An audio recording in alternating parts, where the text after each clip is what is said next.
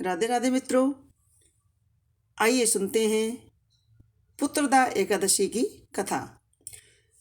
धर्मराज युधिष्ठिर ने पूछा कि हे कृष्ण, अब आप पूष मास के व्रत के बारे में समझाइए।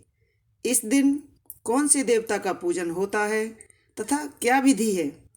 इस पर श्री कृष्ण जी बोले कि हे राजन, पूष कृष्ण पक्ष की एकादशी का नाम पुत्रदा एकादशी है। इसका पूजन विधि से करना चाहिए। इस व्रत में नारायण भगवान की पूजा करनी चाहिए।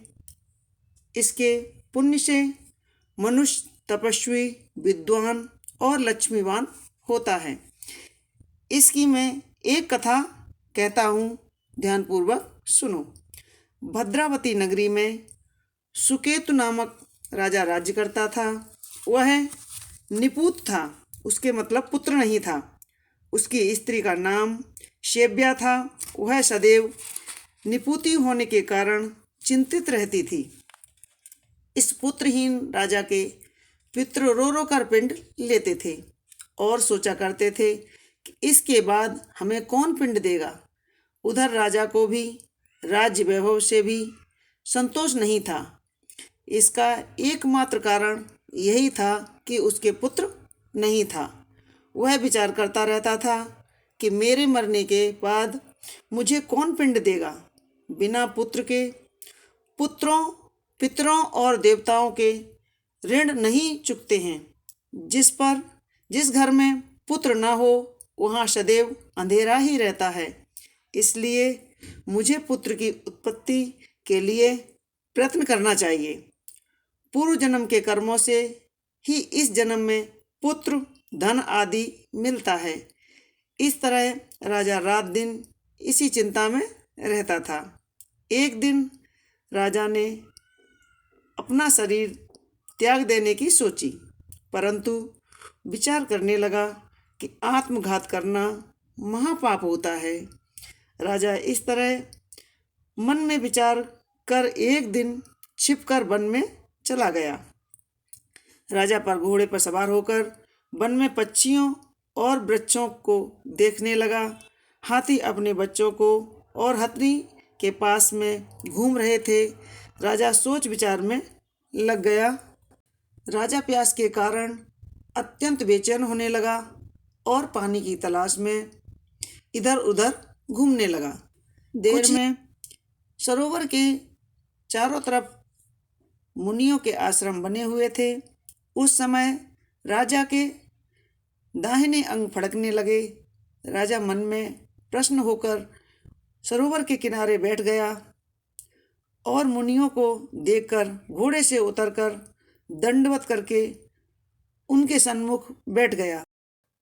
राजा को देखकर मुनीश्वर बोले कि हे राजन, हम तुमसे अत्यंत प्रसन्न हैं। तुम इस जगह कैसे आए हो, सो सब कहो।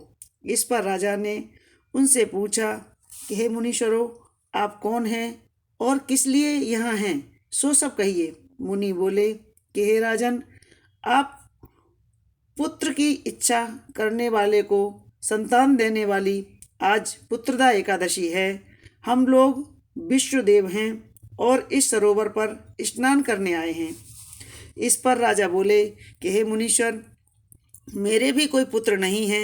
यदि आप मुझ पर प्रसन्न हैं तो एक पुत्र का वरदान मुझे भी दीजिए। मुनि बोले कि हे राजन, आज पुत्रदा एकादशी है। आप इसका अवश्य ही व्रत करें और भगवान की कृपा से आपके अवश्य ही पुत्र होगा।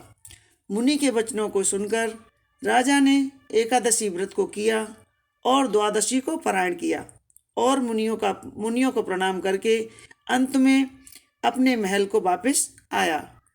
अंत में रानी ने गर्भ धारण किया और 9 माह पश्चात उसके एक सुंदर पुत्र पैदा हुआ।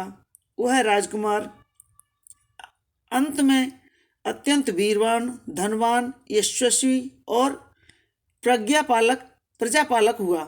श्री कृष्ण भगवान बोले कि हे राजन, पुत्र प्राप्ति के लिए पुत्रदा एकादशी का व्रत करना चाहिए। जो मनुष्य इसका महात्म श्रवण करते हैं पढ़ते हैं और उनको स्वर्ग मिलता है। दोस्तों, यह थी छोटी सी पुत्रदा एकादशी की कथा। आपको हमारी कथाएं कैसी लगती हैं हमें कमेंट्स बॉक्स में ज़रूर लिखें और हमारे वीडियो को लाइक करें, शेयर करें, सब्सक्राइब कर लें ताकि आने वाली सारी एकादशियों की कथाएं आपको हमारे चैनल पर मिल सकें और आप प्रेम पूर्वक हमारी कथाएं सुनते हैं। हमें बहुत अच्छा लगता है। बहुत बहुत धन्यवाद। राधे राधे।